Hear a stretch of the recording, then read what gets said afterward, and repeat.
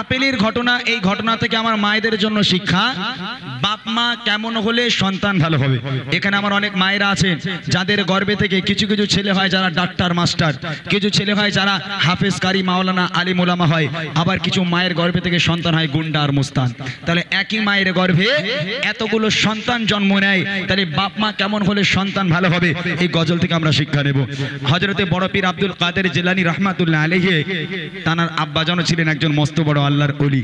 তানার আব্বাজান আল্লাহর ওলি, বাপও ওলি, ছেলেও ওলি। তাহলে আল্লাহর ওলি বড় পীর আব্দুল কাদের জিলানী রাহমাতুল্লাহ আলাইহি, তানার আব্বাজানের চরিত্র কেমন ছিল, তানার আখলাক কেমন ছিল। হযরতে আবু সালে মুসা জাহাঙ্গীর রাহমাতুল্লাহ আলাইহি নাম ছিল তানার। তিনি নদীর রাস্তা ধরে হেঁটে হেঁটে যাচ্ছেন, যেতে যেতে তিনি দেখছেন নদীর উপর থেকে একটা লাল টুকটুকে আপেল ভেসে যাচ্ছে। আল্লাহর ওলি 2-3 দিনের ক্ষুধার্ত ছিল, ক্ষুধার যন্ত্রণা সহ্য করতে না পেরে আপেলটাকে তুলে খেয়ে ফেলেছে। খাবার পর তার মনে হলো কার গাছের আপেল, আমি আবু সালে তো জানি না, আমি না জেনে খেয়ে ফেলেছি। কাল হাসরের মাঠে আল্লাহ যদি আমাকে প্রশ্ন করে, আবু সালে তুমি তো চোর, তুমি লোকের গাছের আপেল খেয়েছো, তাকে না বলে খেয়েছো, এর জন্য তোমাকে আল্লাহর কাছে জবাব দিতে হবে, তোমাকে চোর সাব্যস্ত করা হবে। একটা কুড়িয়ে পাওয়া আপেল খাওয়ার জন্য আল্লাহর ওলিকে কতটা বিপদের সম্মুখীন হতে হচ্ছে, কতটা পরীক্ষার সম্মুখীন হতে হচ্ছে, মনোযোগ দিয়ে শুনবেন, তাহলে বুঝতে পারবেন বাপ মা কেমন হলে সন্তান ভালো হবে। কবি ছন্দের মধ্যে লিখছে, দেখুন। ওই দেখা যায় সস বয়ে যায়, আপেল ভেসে যায়,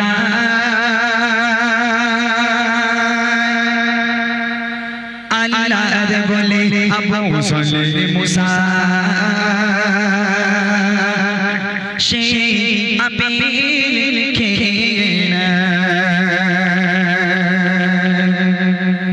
ওই দেখা যায় সস বয়ে যায়, আপেল ভেসে যায়, আল্লাহর বলে আবু সালে মুসা সেই আপেল খেয়ে না। ওই দেখা যায় সস বয়ে যায়, আপেল ভেসে যায়, আল্লাহর বলে আবু সালে মুসা সেই আপেল খেয়ে না। বলে না যে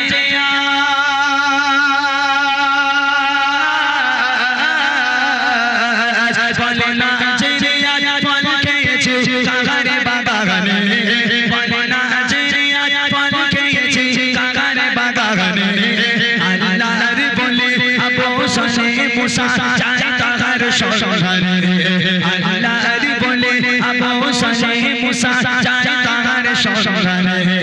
ওই দেখা যায় সস বয়ে যায়, আপেল ভেসে যায়, আল্লাহর বলে আবু সালে মুসা সেই আপেল খেয়ে না। এই দিকে যাচ্ছিল, আপেলটাকে খাবার পরে এবার উল্টো রাস্তা ধরেছে। আল্লাহর ওলি দেখতে যাচ্ছে আপেলটা কোথা থেকে ভেসে এসেছে। 4-5 মাইল দূর পর্যন্ত চলে গেল, গিয়ে দেখছে বিশাল একটা আপেলের বাগান। আল্লাহর ওলি বুঝে গেল এই ডাল থেকে আপেলটা ভেসে পড়েছে, এখান থেকে ভেসে গেছে। আল্লাহর ওলি আপেল বাগানের মধ্যে ঢুকে গেল। 1 দিন হয়ে গেল, 2 দিন হয়ে গেল, 3 দিন হয়ে গেল।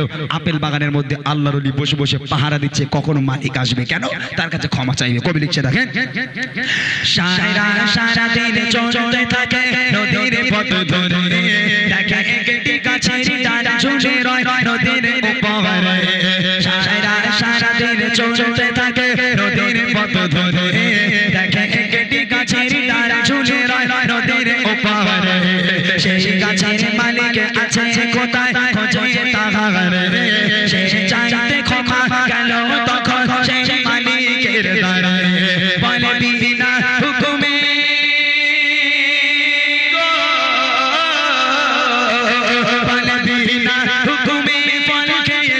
আপনার বাগানে, বলে বিনা হুকুমে ফল খেয়েছি আপনার বাগানে। আজ 2 দিন হলো আছি ঘেন্দায় আপনার ইন্তজারে, আজ 2 দিন হলো আছি ঘেন্দায় আপনার ইন্তজারে। আজ যাও গো ক্ষমা করে আমায়, ও গো মালিক ভাই, ক্ষমা না পেলে কি জবাব দেব ওই আল্লাহর দরগাহে। ওই দেখা যায় সস বয়ে যায়, আপেল ভেসে যায়, আল্লাহর বলে আবু সালে মুসা সেই আপেল খেয়ে না। এক মালিক এলো, আল্লাহর ওলি দেখলো একজন মানুষ এসছে, আল্লাহর ওলিকে সালাম দিল, আসসালামু আলাইকুম ওয়া রাহমাতুল্লাহ। মালিক বলছে, ওয়া আলাইকুম আসসালাম, তুমি কে বাবা? বলে আমি এক যুবক এই নদীর রাস্তা ধরে যাচ্ছিলাম, দেখলাম আপনার গাছের একটা আপেল ভেসে ভেসে যাচ্ছে। আমি 2-3 দিনের ক্ষুধার্ত ছিলাম, যন্ত্রণা সহ্য করতে পারলাম না, আপেলটা তুলে খেয়ে ফেললাম। আমার মনে হলো আপনার গাছের আপেল আপনাকে না বলে খাওয়া আমার অন্যায় হয়েছে, আমার ভুল হয়েছে, তাই 4-5 মাইল হেঁটে এলাম আপনার কাছে ক্ষমা চাইতে, আপনি কি আমাকে ক্ষমা করে দেবেন? তখন আপেল বাগানের মালিক তার চোখ কপালে উঠে গেছে, বলে আল্লাহ মানুষ না ফেরেশতা? হ্যাঁ, এ মানুষ হতে পারে না।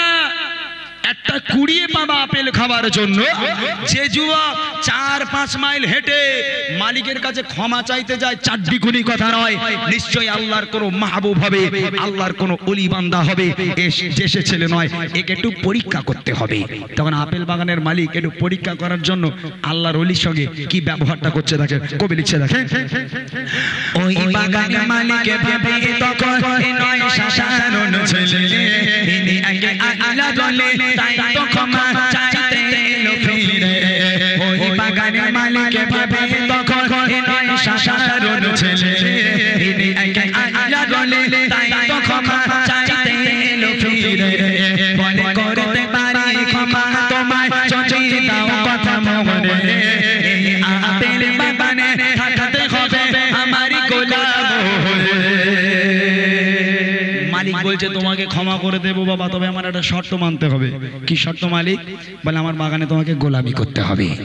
আল্লাহর ওলি বলছে কেন? একটা কুড়িয়ে পাওয়া আপেল খেয়েছি, লোকের আপনার কাছে পেড়ে খাইনি, কুড়িয়ে পাওয়া আপেল খেয়েছি, এই আপেল খাওয়ার জন্য আমাকে গোলামি করতে হবে? বলে হ্যাঁ, তুমি আমার গাছের আপেল খেয়েছো, তুমি যদি আমার বাগানে গোলামি না করো ক্ষমা করব না।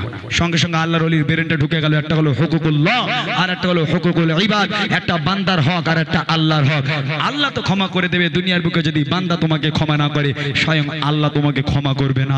আল্লাহর ওলি বলছে কতদিন গোলামি করতে হবে? বলে 3 বছর। আল্লাহর ওলি হতভম্ব হয়ে কোনো রাস্তা না পেয়ে মালিকের কথায় রাজি হয়ে গেল। ঠিক আছে মালিক, তোমার বাগানে 3 বছর গোলামি করব, 3 বছর পর আমাকে ক্ষমা করে দিও, বাড়ি চলে যাব। তারপর দেখেন কি হয়। ওই বাগানের মালিকে ভাবে তখন নয় সাধারণ ছেলে, ইনি আগে আল্লাহ বলে তাই তো ক্ষমা চাইতে এলো ফিরে। বলে করতে পারি ক্ষমা তোমায় যদি দাও কথা মনে, এই আপেল বাগানে থাকতে হবে আমারই গোলাম হয়ে। তার ফুলের সাজা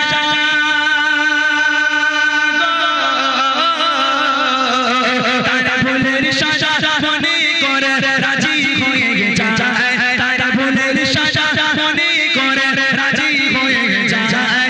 আপেল বাগানে গোলাম হয়ে জীবন কাটায়, আপেল বাগানে গোলাম হয়ে জীবন কাটায়।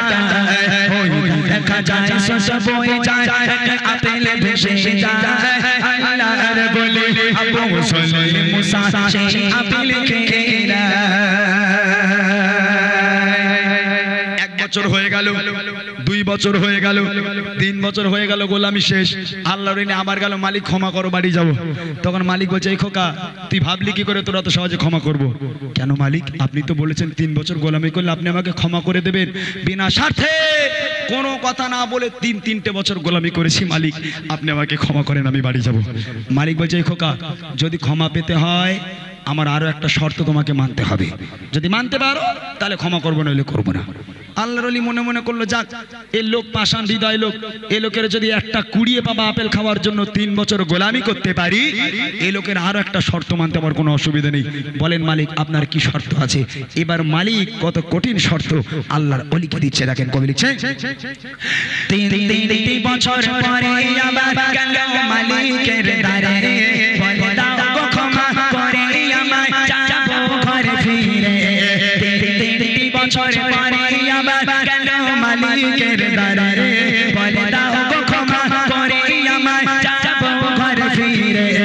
এবার মালিক বলে ক্ষমা আমি দেব তোমারে, আমার মেয়েকে তোমায় বাবা করতে হবে বিয়ে। মালিক বলছে আমার একটা মেয়ে আছে, তোমার বিয়ে করতে হবে। এখন যে ভাইগুলো আমার গজল শুনছে ওরা মনে করবে এই দেখ বৃন্দাবনপুরে ইমরান ভাইকে নিয়ে এসে কি ভুল কাজ করেছে। কেন বলেন ইমরান ভাই কি গজল বলে, দেখ লোকের কাছে আম চুরি করবো আর মালিক ধরতে পারলে তার মেয়ের সঙ্গে বিয়ে দিয়ে দেবে, এরকম মনে মনে করছে না? ওরে ভাই তা নয়, আল্লাহর ওলিকে মালিক বলছে আমার একটা মেয়ে আছে, তোমার বিয়ে করতে হবে, যদি বিয়ে করো তাহলে ক্ষমা করবো, নইলে করবো না। আল্লাহর ওলি তখন অনেক ভাবনা চিন্তা করে মনে মনে করতে, যাকগে বিয়ে আমার একদিন করতেই হবে, আজ না হয় কাল। একটা কাজ করি, এ লোকের মেয়েরই বিয়ে করি, তাহলে ক্ষমাও পাবো বউও পাবো, দুটোই হবে। তো আল্লাহর ওলি চোখ কান নাক বন্ধ করে রাজি হয়ে গেল। ঠিক আছে মালিক, যদি তোমার মেয়ের সঙ্গে আমাকে বিয়ে দিয়ে তুমি যদি আমাকে ক্ষমা করো, আমি আবু সালে রাজি আছি করতে, বিয়ের ব্যবস্থা করো। তখন মালিক বলছে, এই খোকা আমার মেয়েটার একটু দেখবেন, আমার মেয়েরে কেমন দেখতে। বলে কোনো দেখা দেখি হবে না, ডাইরেক্ট বিয়ে হবে। তোমার মেয়েকে বিয়ে করা মূল লক্ষ্য নয়, ক্ষমা পাওয়া মূল লক্ষ্য। ক্ষমা করো, তোমার মেয়ের সঙ্গে বিয়ে দাও, বাড়ি চলে যাব। মালিক বলছে, এই খোকা মেয়ের বর্ণনা যদি শোনায় আমার তেড়ে দৌড়বে না তো? বলে কেন? বলে আমার মেয়েকে কেমন দেখতে আগে শোনো।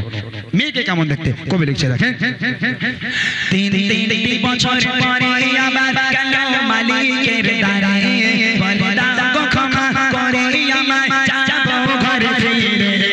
এবারে মালিক বলে, ক্ষমা আমি দেব তোমারে, আমার মেয়েকে তোমায় বাবা করতে হবে বিয়ে।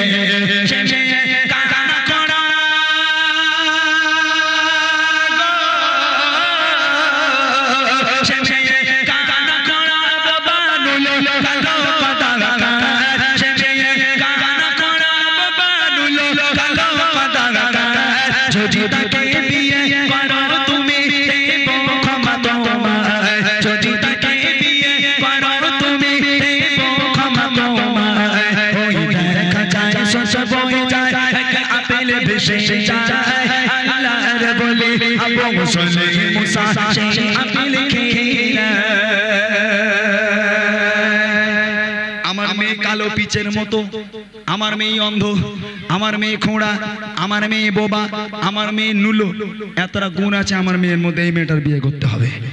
এখানে আমার সব মায়েরা আছেন, ও মা আপনারাই বলেন, যে মেয়ে কালো পিচের মতো, যে মেয়ে অন্ধ কানা খোঁড়া বোবা নুলো, এই মেয়েটা সংসারের কোন কাজে আসবে মা? সংসারের কোনো কাজে আসবে এই মেয়েটা? আল্লাহর ওলিকে যখন বলা হলো আমার এই মেয়েকে তোমার বিয়ে করতে হবে, আহা আল্লাহর ওলি হতভম্ব হয়ে গেল, একেবারে মুখ বন্ধ হয়ে গেল, যেন হতাশ মতো হয়ে গেল। আল্লাহর ভয়ে ভীত হয়ে কোনো রাস্তা রইল না। এখন এই মেয়েকে যদি বিয়ে না করে মালিক ক্ষমা করবে না, মালিক ক্ষমা না করে আল্লাহ করবে না। এখন আল্লাহর ওলি চোখ কান নাক বন্ধ করে বলছে, ঠিক আছে মালিক, যদি তোমার ওই মেয়ের সঙ্গে আমাকে বিয়ে দিয়ে তুমি যদি আমাকে ক্ষমা করো, আমি আবু সালে তোমার মেয়েকে বিয়ে করতে রাজি আছি, চলো বিয়ের ব্যবস্থা করো। ওই মেয়েকেই আমি বিয়ে করব, শুধুমাত্র ক্ষমা পাওয়ার জন্য। ওই মেয়ের সঙ্গে আল্লাহর ওলির বিয়ে হবে। এবার দেখেন, তিনটি বছর পরে আবার গেল মালিকের দ্বারে, বলে দাও ক্ষমা করে আমায় যাব ঘরে ফিরে। এবার মালিক বলে, ক্ষমা আমি দেব তোমারে, আমার মেয়েকে তোমায় বাবা করতে হবে বিয়ে।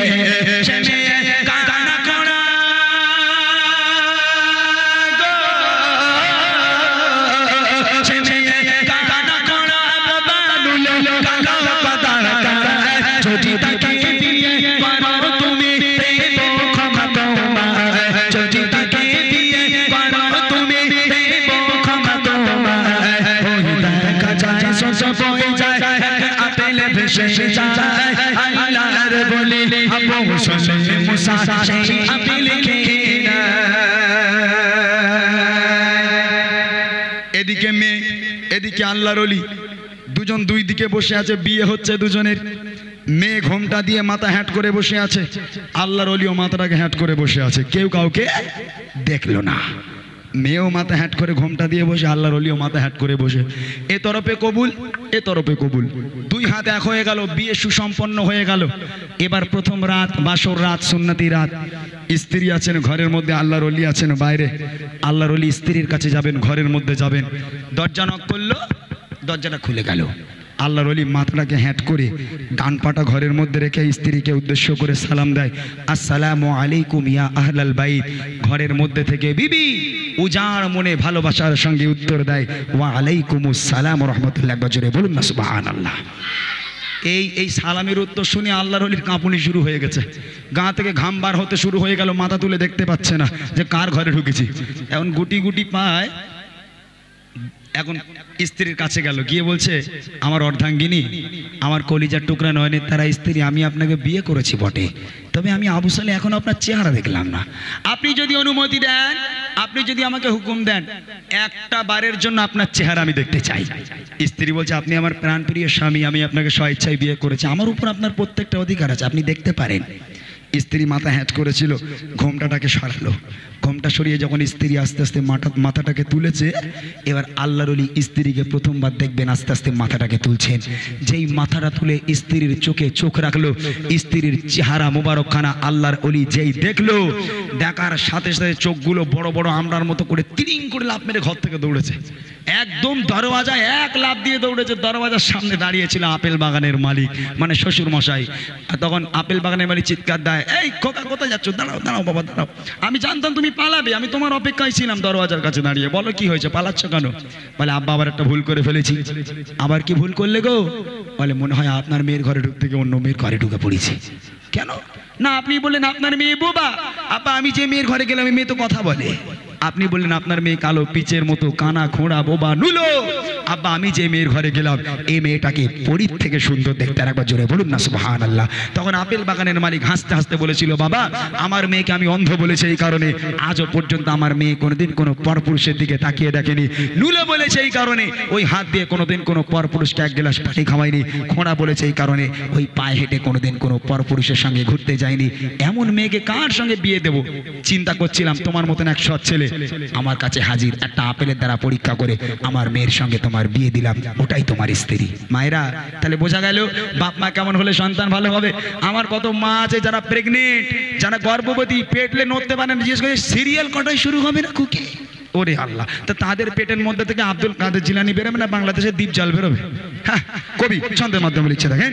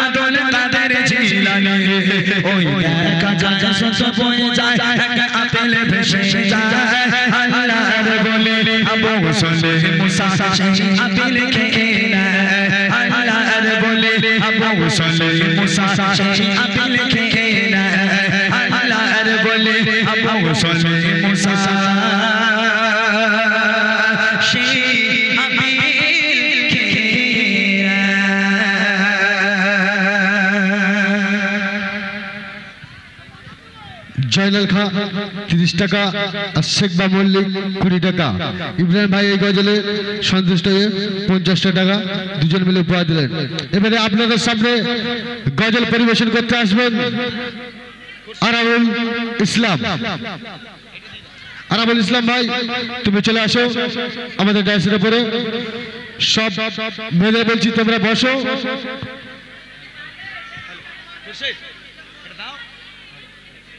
Hello, hello, hello. Hello, chick. Hello, chick. Hello. Hello, chick. Hello, testing. Hello, chick. বারবার আমি বলছি আওয়াজটা মেয়েদের দিকে খুব জোরে আওয়াজ আসছে। আরামুল ভাই চলে আসো ভাই।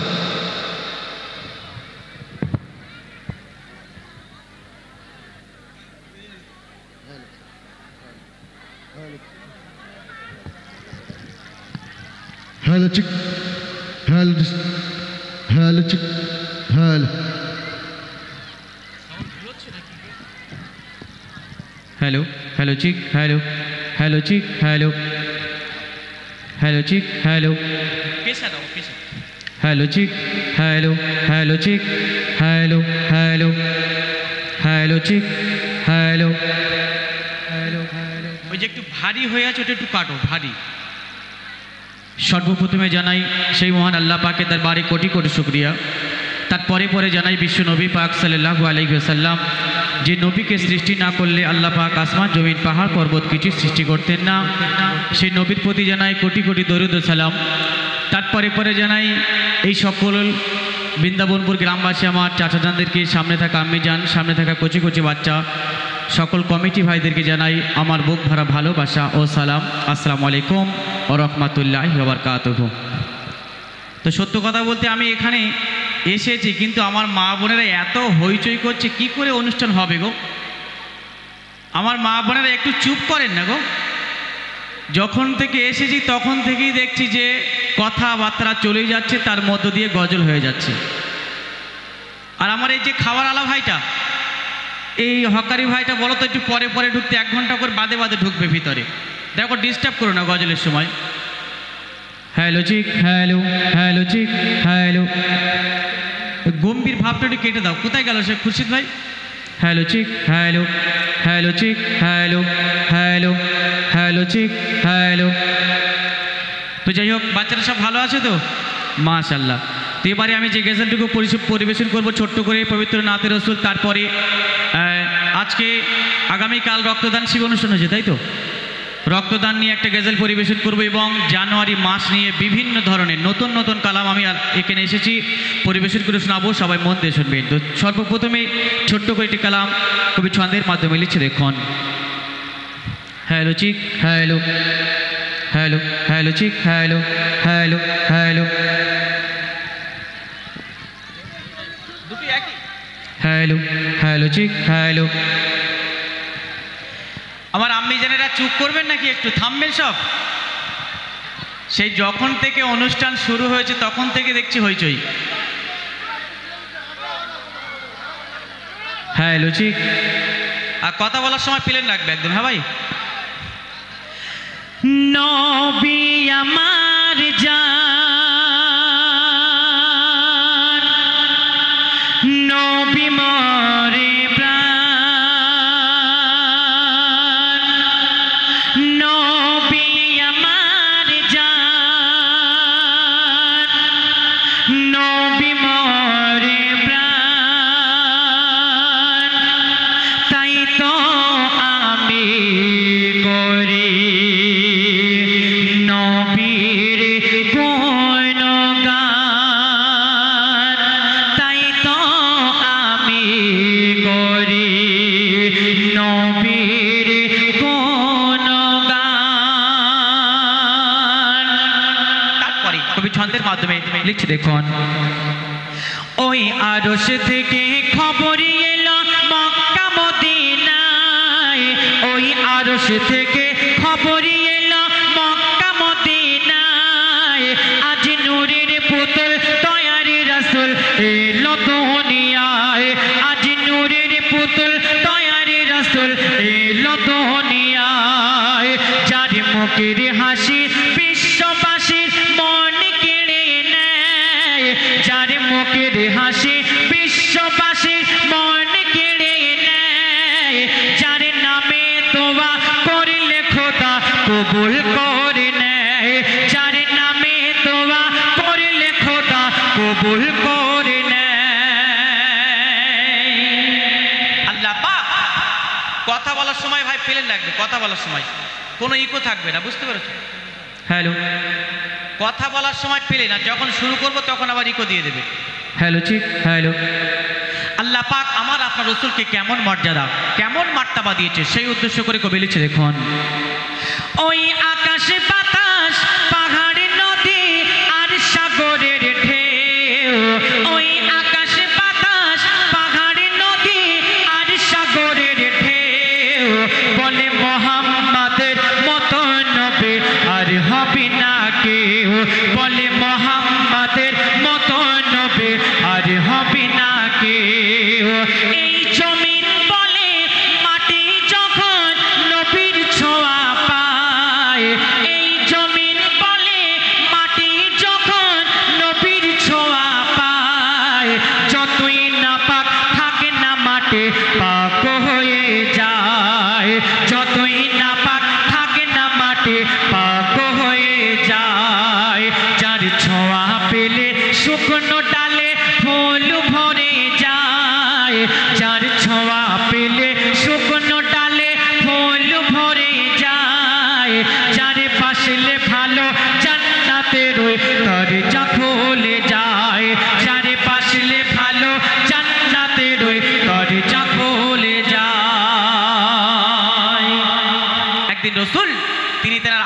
রাদিয়াল্লাহু তাআলা আনহার ঘরে বিছানায় শুয়ে আছে। সেই সময় আসমানের পূর্ণিমার চাঁদ দেখা যাচ্ছে। আল্লাহ রসুলের আয়েশা একবার পূর্ণিমার চাঁদের দিকে তাকায়, একবার আমার আপনার রসুলের মুখের দিকে তাকায়। আল্লাহ রসুল বলছে, আমার আয়েশা, পূর্ণিমার চাঁদের দিকে তাকে তুমি কি দেখতে পাও, আর আমার দিকে তাকে তুমি কি দেখতে পাও? শেষ কথায় আল্লাহ রসুলের আয়েশা উত্তর দিচ্ছে, দেখুন,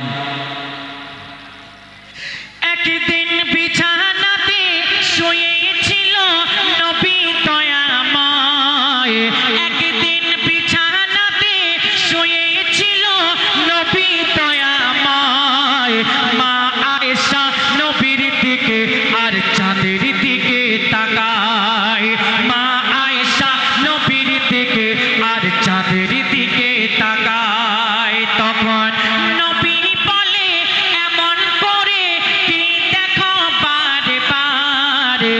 আয়েশা বলে, দেখছি আমি চাঁদার তোমার। আয়েশা বলে, দেখছি আমি চাঁদার তোমার। ওই চাঁদের গায়ে দাগ দেখি, আল্লাহ রাসূল আয়েশা বলছে, ওই চাঁদের গায়ে দাগ দেখি তোমার গায়ে নাই। ওই চাঁদের গায়ে দাগ দেখি তোমার গায়ে নাই। চাঁদের থেকে ভালো আমার নবী দয়াময়, চাঁদের থেকে ভালো আমার নবী দয়াময়। ওই আরশ থেকে খবর এলো মক্কা মদিনায়, ওই আরশ থেকে খবর এলো মক্কা মদিনায়। আজ নূরের পুতুল দয়ার রাসূল এলো দুনিয়ায়। শুনলেন ছোট্ট করে একটি পবিত্র নাত রাসূল। এবারে আমি যে গজলটুকু পরিবেশন করে শোনাবো আমার মা বোনদের উদ্দেশ্য করে। দেখুন, এখানে এসেছি যখন থেকে তখন থেকে শুধু মাহফিলে হইচই হইচই আর হইচই। যার গজল দেখবেন, আমরা সবার দিকে কেন তাকিয়ে দেখছি? যার নজর স্টেজে আমাদের দিকে আছে সে কিন্তু গজল শুনছে। আমি ঘর থেকে দেখছি আমার কোনো মা বোনের এক ভেবে স্টেজের দিকে নজর নেই, এদিক ওদিকে ফিরছে গল্প করতে। কেন হবে? আজকে রাতটা চলে যাবে আবার 1 বছর পর, তাহলে এই সময়টুকু কেন নষ্ট করছেন? আমার মা বোনদের নিয়ে একটা গজল পরিবেশন করব, সবাই মন দিয়ে শুনবেন। আল্লাহ রসুল তিনি একবার, আল্লাহ রসুল যখন মেরাজের রাতে জান্নাত আর জাহান্নাম দেখতে গেলেন, জাহান্নামে গিয়ে দেখে বেশি বেশি নারীরা জাহান্নামী। কেন নারীরা জাহান্নামী সেই উদ্দেশ্য করে বলছে, দেখুন, নবী যখন মেরাজের রাতে তোজাকে দেখতে যায়, নবী যখন মেরাজের রাতে তোজাকে দেখতে যায়, তাকে বেশি বেশি নারী জাতি জ্বলেছে সে থায়, তাকে বেশি বেশি নারী জাতি জ্বলেছে সে থায়। ফিরে এসে নবী আমার কেঁদে বঙ্গ ভাষায়, ফিরে এসে নবী আমার কেঁদে বঙ্গ ভাষায়। মা ফাতেমা নবীর কাছে কারণ জানতে চায়, মা ফাতেমা নবীর কাছে কারণ জানতে চায়। আল্লাহ রসুল যখন মিরাজে গেলেন দেখলেন নারীরা বেশি বেশি জাহান্নামী। কেন? মা ফাতেমা জিজ্ঞাসা করলেন, আমার রসুল তিনি কি বলছে, আর এখনকার আমার মা বোনেরা কেমন ভাবে চলে? এখানে এত সুন্দর মাহফিলে এসেছে, সুন্দর করে বসে গজল শুনবে তা নয়। লিখছে, দেখুন, দেয় না যারা মাথায় কাপড়, রাখবে মাথা খোলে, দোজা খেতে চলবে তারা আপন চুলে ঝোলে।